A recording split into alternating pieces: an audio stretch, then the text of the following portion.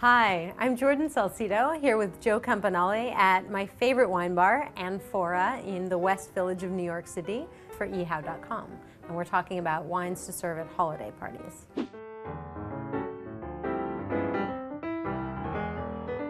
The worst thing that happens is if you're at a party and you run out of wine. So something that I always like to do as a general rule is have at least one bottle for each person. Now, if they're mine and Jordan's friends, they might go up to 2 or 3 bottles, but for most normal people, if you plan for one bottle per person, that should keep you covered for the entirety of the evening. Okay, so now we're having some people over for our holiday party, and we decided we're going to streamline things. We're going to do 1 sparkling wine, 1 white wine, and 1 red wine. What would be your choice for a really great sparkling wine for a holiday party? For me, during the holidays, a sparkling wine, I always go with rosé. I think it just looks beautiful, it's festive, it's a little bit sort of more fruity and full in body, not sweet. Fruity does not mean sweet. I think it's an easier pairing if you have little bites of meat as well as chicken and certainly caviar.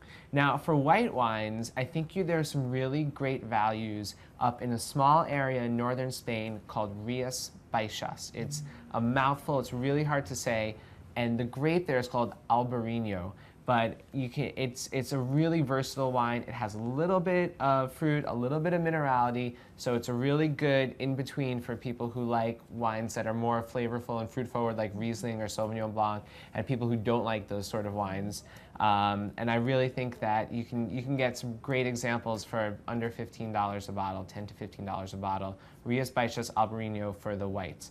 And for a red wine, what would you serve? Well, there are so many options, but I think, one of my favorites right now, and especially for a darker or a wintry season, I'm loving Syrah, and I think that you can get Syrah from the northern Rhone Valley, and you can get it from a place like Crozes Hermitage, and it's a lesser known, a little bit less famous appellation where you get these great values. I think that's a really good point. A tip that I always tell people in order to find wine value is to choose a grape that you've never heard of, and chances are you're probably going to get a little bit more value than a very famous grape like Cabernet or Chardonnay. But Jordan's point was that if you choose a place that is a little bit more obscure, like Crozes Hermitage, as opposed to a more famous place for the same grape, you'll also get some really great value out of it. We've talked about some of the more well-known grape varieties. What are some of your favorite off-the-beaten-path grapes?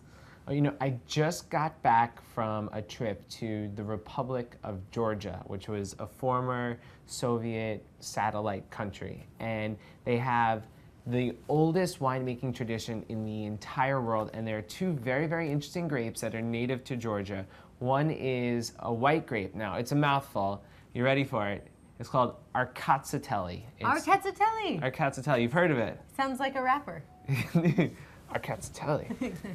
It's how they pronounce it. Now, and they make some really interesting white wines with it. If it's made in a fresh, crisp, clean style, it has a lot of minerality and it's really, really delicious. But what's really exciting is that a lot of producers are making Arcazzeltelli in these ancient clay pots called amphora, and they're burying them in the ground, just like the wine bar, where we are.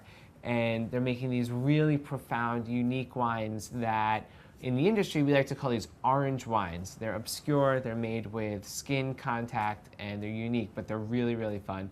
And then they have a local red grape called Saperavi. Saperavi. Saperavi. And it's reminiscent of somewhere between Cabernet Sauvignon and Syrah. It's dark and inky, it has a lot of tannin, but it's definitely in the old world style, meaning that it has a lot more earth and acid as opposed to really, really ripe fruit. Thanks so much for watching. This is Jordan Salcido. I'm Joe Campanale. These are some of our favorite wines for entertaining for your holiday parties, and tune in to eHow.com for more.